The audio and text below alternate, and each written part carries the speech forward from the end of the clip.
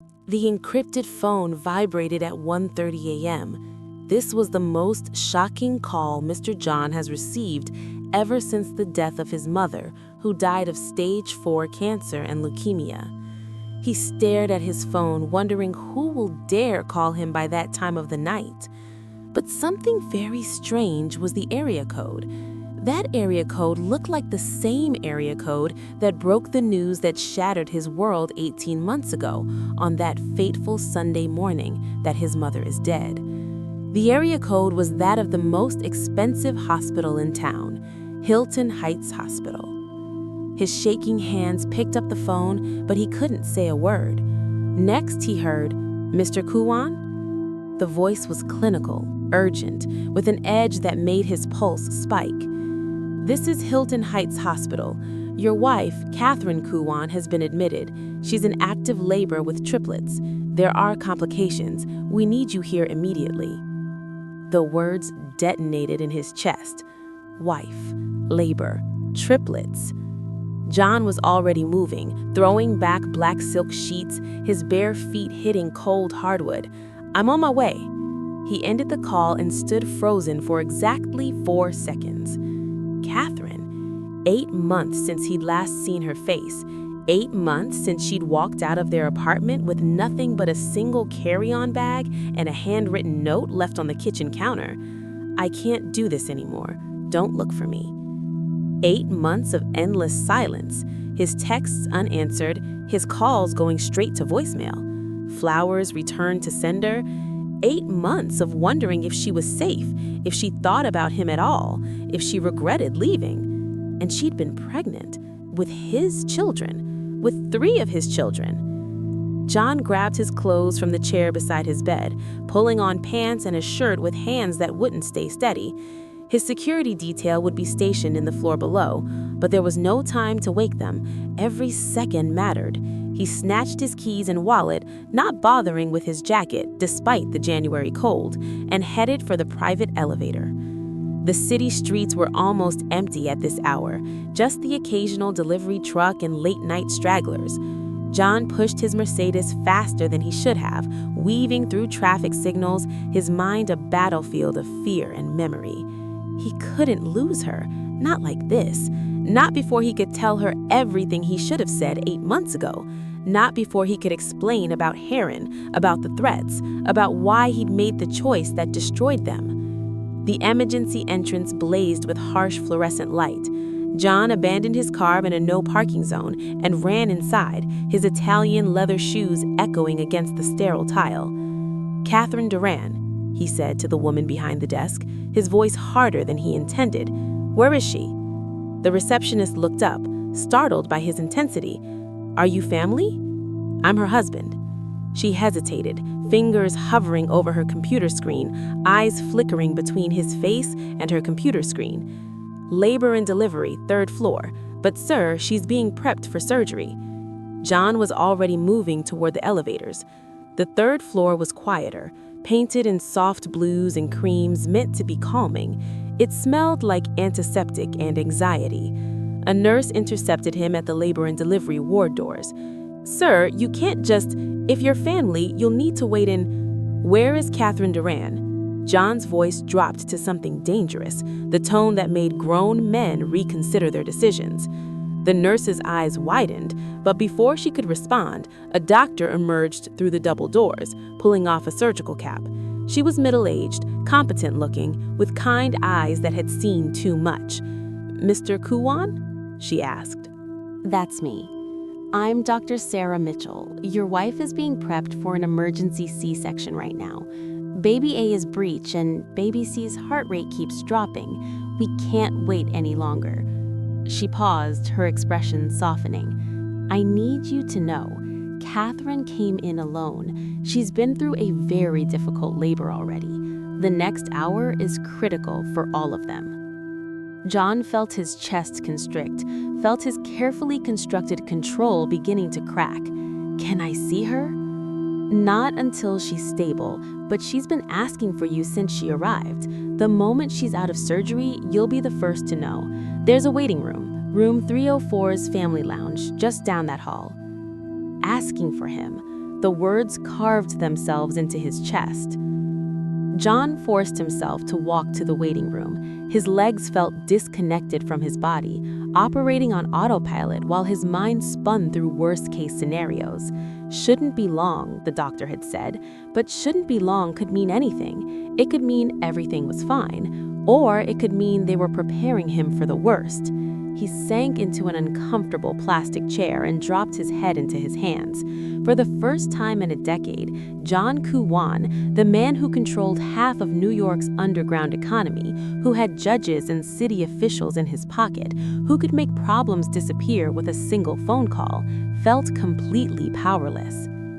18 months earlier, he never would have imagined this moment, never would have believed that a woman arguing with hospital administrators over funding would lead to him sitting in that same hospital at 1:30 a.m. in the morning, praying to a God he didn't believe in, that she'd survive long enough for him to tell her the truth. But that's exactly what had happened. Before we proceed, John's 1:30 a.m. call changed everything in an instant. One moment peace, the next his entire world suspended between hope and terror. We know that feeling. Our channel, 160,000 subscribers and community members, was suspended by YouTube without warning or strike. Like John racing toward that hospital, unsure of what he'd find, we're racing to rebuild, to reconnect with the community we lost overnight. What happens to Catherine? Do the triplets survive? Does John make it in time? You'll never know unless you hit that subscribe button right now. This is our fresh start, our 1:30 a.m. moment. And just like John needs to reach that hospital, we need you to help us reach 160,000 again and beyond. Subscribe now.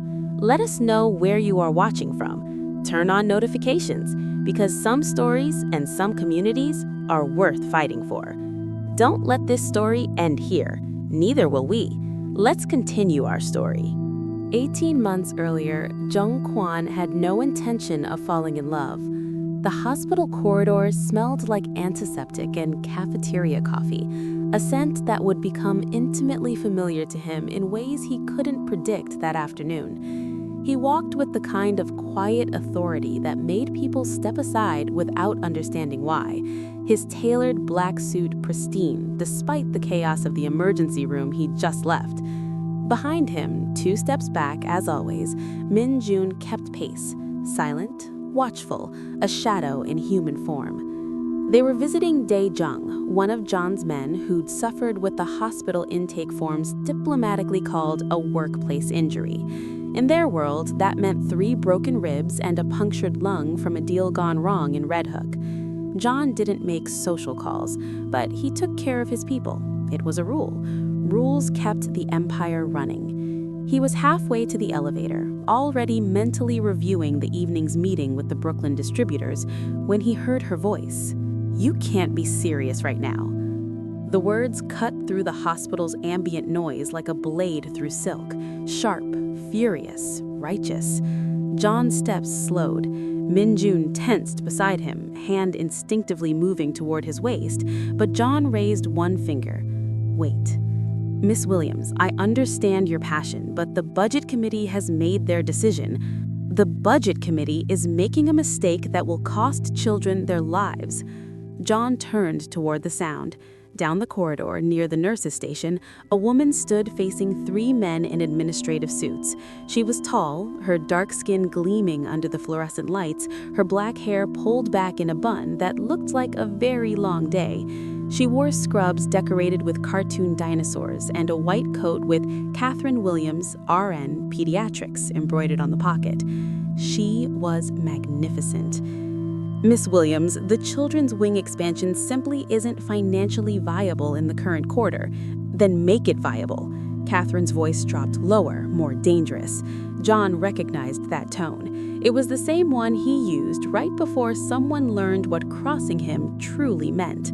You're telling me this hospital can afford a third MRI machine for the sports medicine department, which, let me check my notes, yes, primarily serves wealthy patients with torn ACLs, but we can't afford updated ventilators for the PICU? We can't afford a proper isolation unit for immunocompromised children? The administrators exchanged glances. The oldest one, with silver hair and the practiced smile of someone used to managing difficult conversations, tried again. The sports medicine department generates significant revenue. Children are not a profit center. Catherine took a step forward. All three men unconsciously stepped back. They're human beings. They're someone's entire world. And if a child dies because we didn't have the equipment to save them, because we decided that rich people's knees matter more than a 6-year-old with leukemia, then what exactly are we doing here? Silence stretched across the corridor. Even the usual hospital sounds seemed to pause. The beeping monitors, the squeaking gurneys, the overhead pages. Everything waited to hear what would happen next.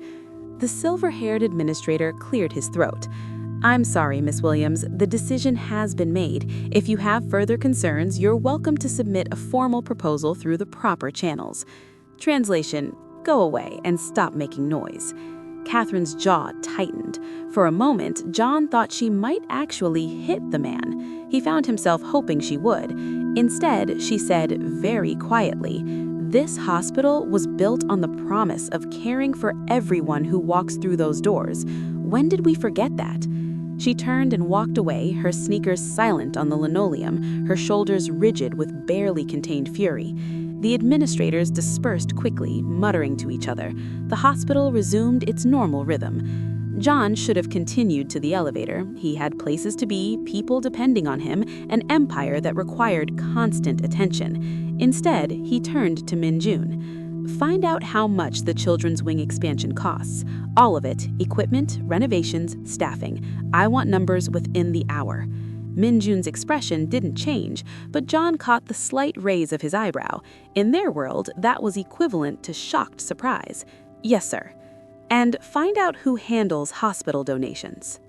18 months earlier, John Kuwon had no intention of falling in love. The hospital corridors smelled like antiseptic and cafeteria coffee, a scent that would become intimately familiar to him in ways he couldn't predict that afternoon. He walked with the kind of quiet authority that made people step aside without understanding why. His tailored black suit pristine despite the chaos of the emergency room he just left. Behind him, 2 steps back as always, Min-jun kept pace, silent, watchful, a shadow in human form. They were visiting Dae-jung, one of John's men who'd suffered what the hospital intake forms diplomatically called a workplace injury. In their world, that meant 3 broken ribs and a punctured lung from a deal gone wrong in Red Hook. John didn't make social calls, but he took care of his people. It was a rule. Rules kept the empire running. He was halfway to the elevator, already mentally reviewing the evening's meeting with the Brooklyn distributors, when he heard her voice. "You can't be serious right now." The words cut through the hospital's ambient noise like a blade through silk, sharp, furious, righteous. John's steps slowed. Min-jun tensed beside him, hand instinctively moving toward his waist, but John raised one finger. "Wait." "Miss Williams, I understand your passion, but the Budget Committee has made their decision. The Budget Committee is making a mistake that will cost children their lives." John turned toward the sound. Down the corridor, near the nurse's station, a woman stood facing 3 men in administrative suits. She was tall, her dark skin gleaming under the fluorescent lights, her black hair pulled back in a bun that was coming loose from what looked like a very long day. She wore scrubs decorated with cartoon dinosaurs and a white coat with Catherine Williams, RN, Pediatrics embroidered on the pocket. She was magnificent. "Miss Williams, the children's wing expansion simply isn't financially viable in the current quarter. Then make it viable." Catherine's voice dropped lower, more dangerous. John recognized that tone. It was the same one he used right before someone learned what crossing him truly meant. You're telling me this hospital can afford a third MRI machine for the sports medicine department, which, let me check my notes, yes, primarily serves wealthy patients with torn ACLs. But we can't afford updated ventilators for the PICU? We can't afford a proper isolation unit for immunocompromised children? The administrators exchanged glances.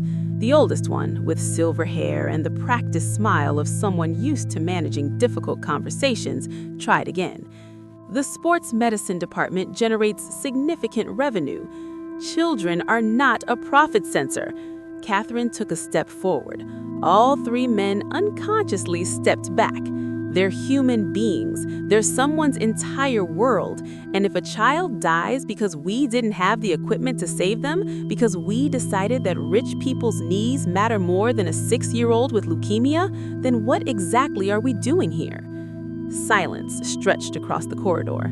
Even the usual hospital sounds seemed to pause. The beeping monitors, the squeaking gurneys, the overhead pages. Everything waited to hear what would happen next.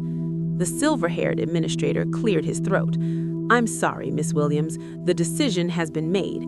If you have further concerns, you're welcome to submit a formal proposal through the proper channels.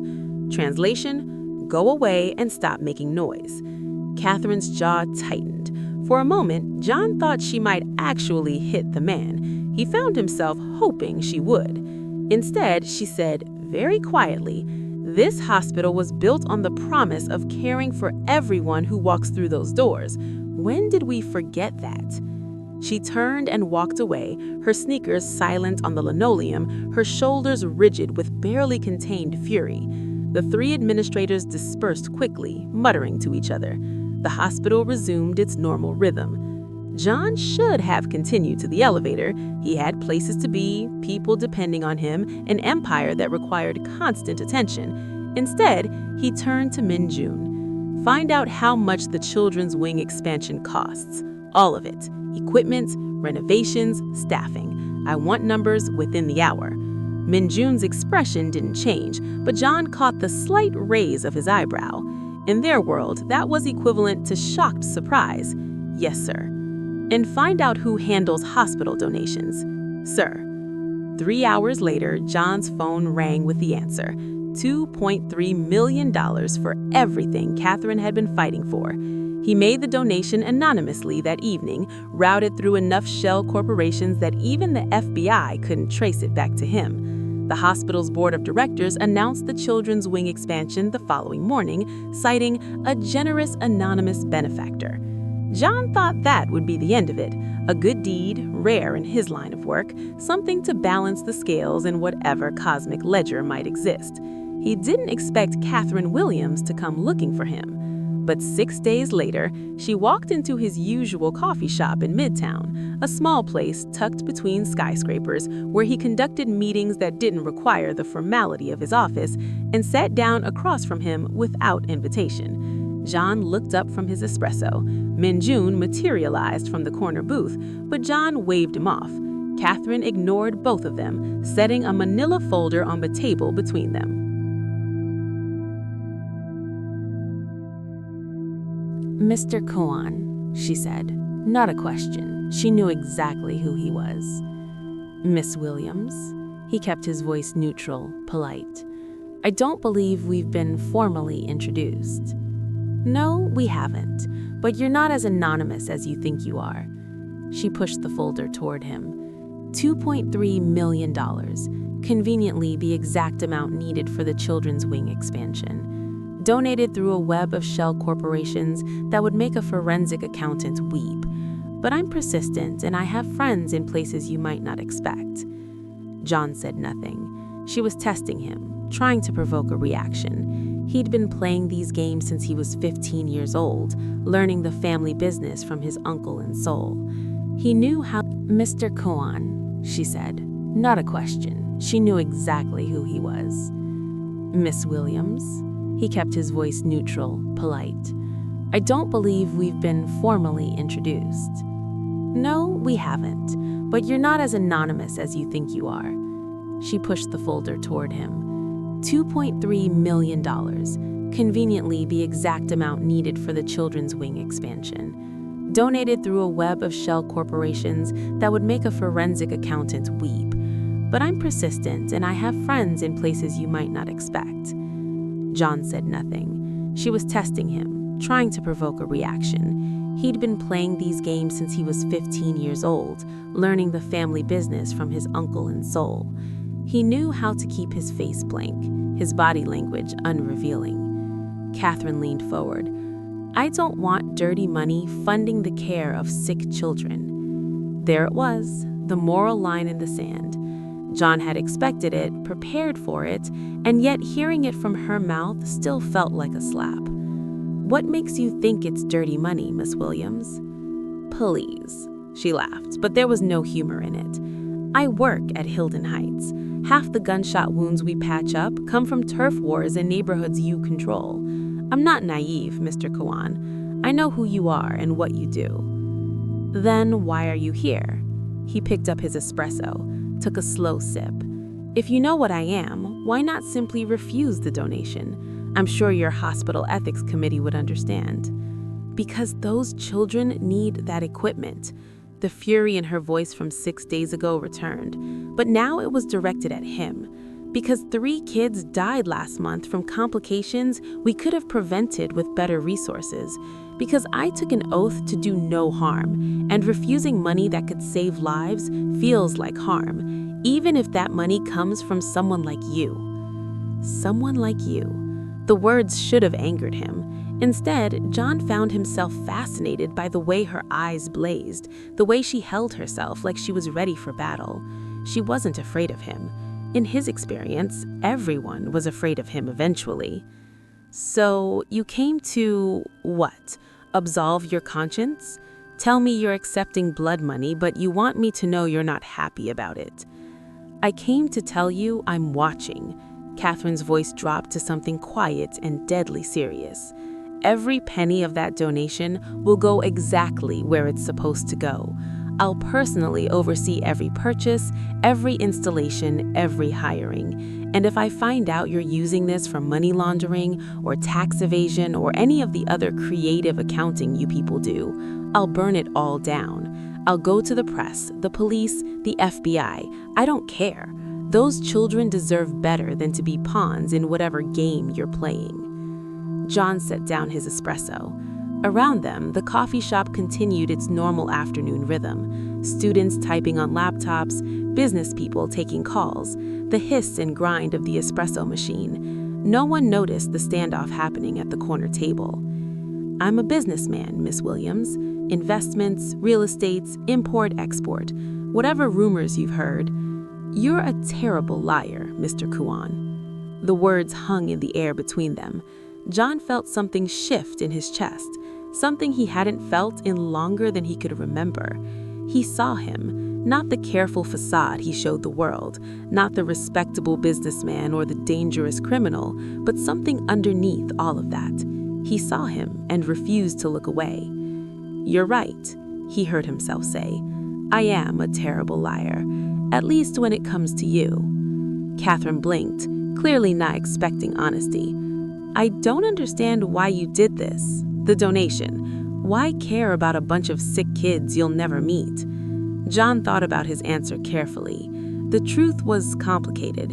Years of violence and blood money, trying to build something that mattered, the weights of an empire built on darkness. But what came out was simpler. "Because you were right, in that hallway, when you said children aren't a profit center. You were right." For the first time since she'd sat down, Catherine's expression softened slightly. Not much, but enough. "That doesn't make you a good person. I know. And it doesn't change what you are. I know that too." She studied him for a long moment, and John let her look. He didn't put on the mask, didn't reach for the smooth criminal charm that usually got him what he wanted. He just sat there, holding his gaze, letting her decide. Finally, Catherine stood, gathering the folder. "The children's wing opens in 3 months. I'll make sure your money does exactly what it's supposed to do." "I know you will." She turned to leave, made it 3 steps toward the door, then stopped. Without turning around, she said, "Why are you really doing this?" John could have lied, should have lied. Instead, he said, "Because when I watched you fight for those children, I saw someone who still believes the world can be better. I haven't believed that in longer than I can remember.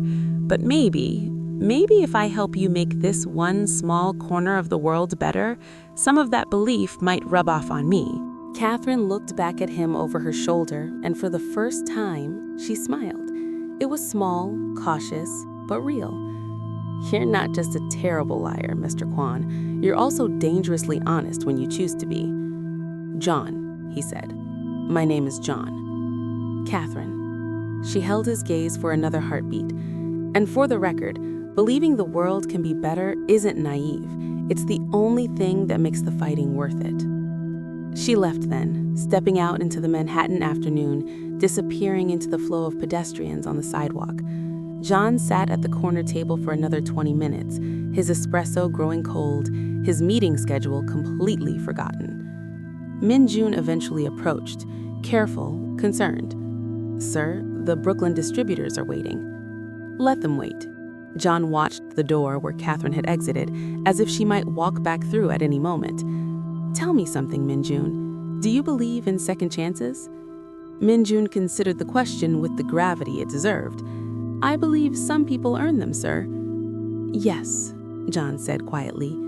"Yes, they do." He didn't know it then, couldn't have known, but in that moment, everything changed. The empire he'd built with blood and ruthlessness suddenly felt less important than one nurse's fierce belief in doing right by dying children. The power he'd accumulated over years of calculated violence suddenly felt meaningless compared to the way Catherine had looked at him and seen not a monster or a criminal, but simply a person capable of being better. He was already in love with her. He just didn't have the words for it yet. Outside, the city continued its endless dance of light and shadow, good and evil, truth and lies. And somewhere in Midtown Manhattan, between a crime lord and a pediatric nurse, something impossible began to bloom. A love story that should never have existed, between two people who should never have met, built on a foundation that would prove both stronger and more fragile than either of them could imagine. The children's wing opened 3 months later, exactly on schedule. John attended the ribbon-cutting ceremony, standing in the back of the crowd, anonymous in his expensive suit. He watched Catherine give a speech about hope and second chances, about believing in better futures for the most vulnerable among us. She found him afterward, in the hallway outside the new PICU, where state-of-the-art ventilators hummed quietly and isolation rooms gleamed with promise. "You came," she said. "I wanted to see it finished." "It's perfect." Her eyes shimmered with unshed tears. Every piece of equipment, every room, it's exactly what those children needed, what they deserved. "You did this, not me. I just wrote a check. You fought for them. You made sure it happened." Catherine shook her head, smiling that small, real smile he was already addicted to seeing. "Together," she said. "Together." The word resonated in John's chest like a bell. "Catherine," he began, then stopped. He'd rehearsed this moment in his mind for 3 months, but now that it was here, all his careful words evaporated. "Would you have dinner with me? No hospitals, no donations, no business. Just dinner?" She should have said no. Any rational person would have said no. He was dangerous, criminal, everything she should run from. But Catherine Williams had never been particularly rational, especially when it came to seeing the possibility of good in unexpected places. "Just dinner?" she asked, her tone teasing but her eyes serious. "Just dinner," he promised. It was a lie, and they both knew it. Nothing between them would ever be just anything. "Okay, John Kuwon." She held out her hand. "Dinner, but I'm buying my own meal. I wouldn't expect anything less." They shook hands in the hallway of the children's wing, surrounded by the soft beeps of monitors and the distant laughter of children who would grow up never knowing that a crime lord's blood money saved their lives. It should have felt wrong. It should have felt like a compromise of everything Catherine believed in. Instead, it felt like the beginning of something that mattered more than either of them could understand yet. A love story written in contradictions, a romance built on impossible choices, a future that would require both of them to be braver than they'd ever been before. The sun streamed through the hospital windows, painting everything in gold, and John Kuwon fell in love with Catherine Williams' righteous fury all over again. This time, he had the words for it. This time, he knew exactly what he was feeling. And terrifyingly, wonderfully, impossibly, he thought she might be feeling it too. The city blurred past the tinted windows, streaks of neon and streetlights bleeding together like watercolors in rain. John's driver, Young-soo, pushed the black Mercedes through red lights, weaving between taxis with the kind of reckless precision that came from years of high-speed escapes. But tonight wasn't about running from danger. Tonight, John was racing toward it. His phone vibrated constantly against his thigh, the Empire demanding attention, lieutenants with questions about the shipment from Busan, accountants needing signatures, Minjun asking if he should handle the Brooklyn situation. John silenced it all. Let the Empire burn. Let the whole operation collapse. None of it mattered if Catherine was dying. She was carrying my children all this time. The thought wouldn't stop looping through his mind, each repetition another knife between his ribs. 8 months, 240 days of her facing pregnancy alone, while he respected her space like a coward. He'd told himself he was honoring her wishes, giving her the freedom she'd demanded. The truth was uglier. He'd been too proud to fight for her, too afraid of another rejection. His hands gripped the leather seat until his knuckles went white. Through the window, he caught glimpses of their life together, the coffee shop where she'd confronted him about the donation, the community health clinics where she volunteered on weekends, the small moments of grace that existed in helping others. John showed her pieces of his world too, carefully curated, the legitimate businesses, the real estate investments, the import operations that were mostly legal. He compartmentalized ruthlessly. Catherine got the man, not the monster. She got soft touches and honest laughter, not the blood under his fingernails or the bodies that occasionally turned up in the East River. She knew, though. She always knew. "Tell me about this one," she'd whisper on nights when they lay tangled in his sheets, her fingers tracing the scar along his ribs, a knife wound from a territorial dispute in Queens 3 years ago. "Someday," he'd promise, kissing her fingertips, "someday I'll tell you everything." She'd accepted that answer because she loved him, because she'd chosen him despite knowing the darkness that surrounded him like smoke. Their relationship existed in a delicate balance, her demanding authenticity, him offering carefully measured truths. They married 6 months after that first coffee shop confrontation, in her mother's garden in Atlanta. Small ceremony, no business associates, just family and Catherine's closest friends. Her mother had pulled him aside, grip surprisingly strong on his arm. "You hurt my daughter, and I don't care what kind of man you are, I will end you." "If I hurt her," John replied honestly, "I'll hand you the weapon myself." Their marriage was genuine, the purest thing in John's complicated life. He came home to her every night he could, left the violence at the door, became the man she deserved in those stolen hours. She never asked about the late-night phone calls he took in another room, never questioned the meetings he couldn't explain. Until the photograph. The calls had been increasing, Heron's voice honey-sweet and venomous through encrypted lines. "She'll never be enough for you, John. You know where you belong. Come home." He'd handled it quietly, efficiently, the way he handled all threats. Catherine didn't need to know. Catherine would never know. But one evening, searching his desk for a pen, Catherine's hand closed around something else entirely, a photograph that would shatter everything they'd built. Catherine sat at their dining table, the photograph between them like an accusation. The apartment was silent except for the distant hum of traffic 17 floors below. John stood in the doorway, briefcase still in hand, already knowing from her posture that everything was about to end. "Who is she?" Catherine's voice was steady, but John heard the fracture underneath. The photograph showed John and Heron at some gala in Seoul, her body pressed against his side, his arm around her waist. On the back, in Hangul, "Come back to me. You know you will. Heron." Date stamp, 3 weeks ago. "Someone from my past," John said carefully, setting down his briefcase. "It doesn't matter." "Doesn't matter?" Catherine laughed, sharp and broken. "She's sending you love letters, John, dated 3 weeks ago, during our marriage, and you never thought to mention her?" He moved toward the table, toward her, but stopped when she flinched. That small movement, Catherine flinching away from him, hurt more than any blade ever had. "Heron is handled. You don't need to worry." "Handled?" Catherine stood abruptly, chair scraping against hardwood. "You promised me truth about us, John. You promised that whatever else you lied about, you'd never lie about us." "I didn't lie, Omission is lying," her voice cracked. "There's a woman out there who thinks she has a claim on you, who's sending you photographs and promises, and I didn't even know she existed. How is that not lying about us?" John's jaw tightened. "I was protecting you. Heron is dangerous, Catherine. The less you knew, the less I knew, the more vulnerable you made me." Catherine's hands shook as she pointed at the photograph. "Don't you understand?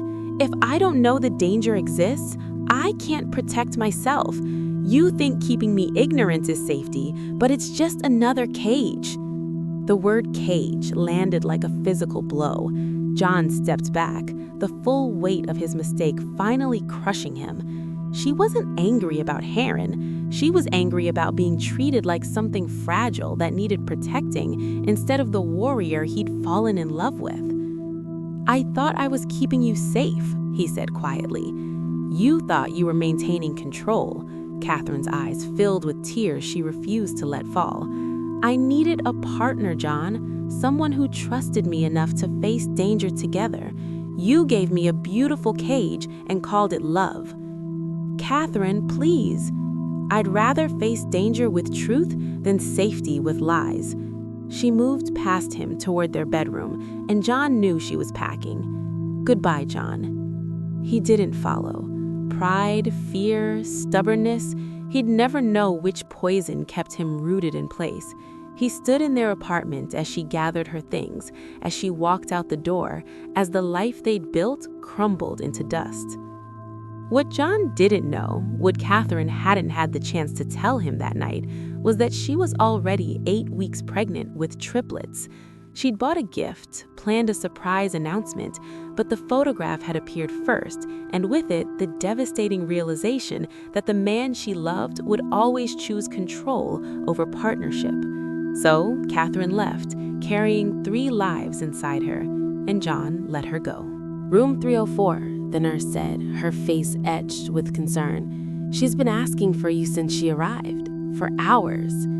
"She asked for me." The words detonated in John's chest. After 8 months of silence, after leaving without explanation, Catherine had asked for him. That meant something. That had to mean something. The labor and delivery wing was a maze of corridors, but John barely noticed. His focus narrowed to the room number on each door, 298, 300, 302, until finally 304. He could hear her screaming through the door, could hear the urgent voices of medical staff, the frantic beeping of monitors. John pushed through the door without knocking. The room was chaos. 3 separate medical teams crowded around the bed, nurses calling out numbers, monitors flashing red warnings, and in the center of it all, Catherine, her face contorted in agony, her body straining against contractions, her dark skin gleaming with sweat under the harsh lights. Their eyes met across the chaos. "John?" Her voice was barely audible over the medical urgency surrounding her. "You came?" He crossed to her side in 3 strides, taking her hand, not caring that his eyes were burning with tears. "Always, I'll always come." Her grip was crushing, desperate. "The babies, something's wrong. Baby A is breech. Baby C's heart rate keeps dropping. They're saying emergency C-section and I'm so scared. I'm here now." He kissed her forehead, her temple, anywhere he could reach. "I'm here, Catherine. You're not alone." The lead obstetrician, a woman with steel gray hair and steady hands, stepped forward. "Mr. Kuwon, we need to take her to surgery immediately. The longer we wait, the more risk to both mother and babies." Catherine's hand tightened on his. "Promise me something. Anything. Promise you'll tell them the truth, our daughters, about everything, about who you are, what you do. Promise me no more cages." John looked into her eyes, the same eyes that had seen through him in that coffee shop, that had chosen to love him anyway, that were now begging him to be better than he'd ever been. "I promise, complete truth, starting now." She nodded, and they began wheeling her toward the surgical suite. John walked alongside until they reached the double doors he couldn't pass through. He kissed her one more time, tasting salt and fear and hope. "I love you," he whispered against her lips. "I never stopped." "I know," she whispered back. "I didn't either." Then they took her through the doors, and John was alone in an empty delivery room. A man who'd built an empire through control and violence, now completely powerless, waiting to see if his entire world would survive the next hour. The surgical waiting room smelled like burned coffee and industrial cleaner. John paced its perimeter like a caged animal, ignoring the stares from other families. He knew what they saw, a dangerous man in a $3,000 suit unraveling in real time. His phone wouldn't stop buzzing. Min-jim calling about the Brooklyn territory dispute, his accountant about the audit, 3 separate lieutenants about shipments, payments, threats. The empire demanding attention as it always did. John powered off his phone. For the first time in 15 years, the empire meant nothing. Every brick he'd laid, every alliance he'd forged, every enemy he'd buried, all of it worthless if Catherine and their daughters didn't survive the next 47 minutes. Our daughters. The reality kept hitting him in waves. He was a father, had been a father for 8 months without knowing. Catherine had carried them alone through morning sickness, through doctor's appointments, through all the moments he should have been there for, because he'd been too proud to fight for her, because he'd disguised cowardice as respect for her space. He remembered handling Heron 6 months ago. It had been clean, efficient, the kind of elimination that left no traces. He believed he was protecting Catherine, that by removing the threat silently, he was keeping her safe. The irony was knife-sharp now. Catherine had already left him by then, driven away by the very silence he thought would protect her. A woman across the waiting room offered him coffee. John declined, but the kindness cracked something inside him. These strangers, waiting for their own miracles and tragedies, treating him with compassion they'd never show if they knew what his hands had done. He thought about Catherine's accusation. "You gave me a cage and called it love." She'd been right. Every decision he'd made, keeping secrets, handling Heron alone, letting her leave, had been about maintaining control, about managing the situation instead of trusting her to be his partner in it.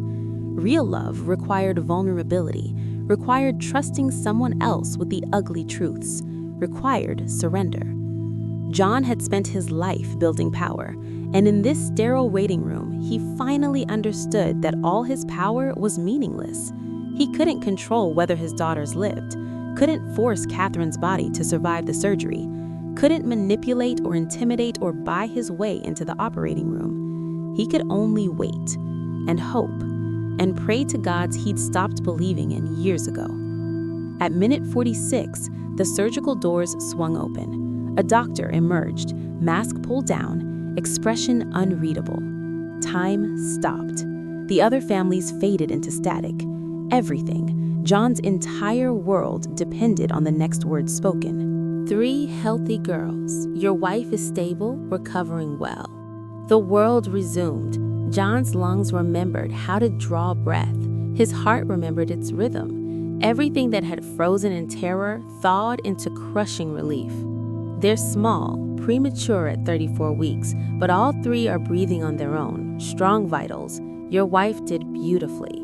The surgeon smiled, tired but genuine. You can see them in a few minutes. They're just getting everyone settled. John nodded, Unable to speak past the emotion lodged in his throat, the surgeon squeezed his shoulder, another stranger offering kindness, and returned to the surgical wing. When they finally led him to recovery, John's steps faltered. Catherine lay in the bed, exhausted and pale but breathtakingly alive. Beside her, 3 incubators held impossibly tiny babies, each one smaller than he'd imagined possible. "Meet your daughters," Catherine said softly. "Maya, Jade, and Arya." John approached the incubators like they contained explosives. Maya had Catherine's nose, Jade had his dark hair, Arya was yawning, her tiny fists curled near her mouth. They were perfect. They were real. They were his.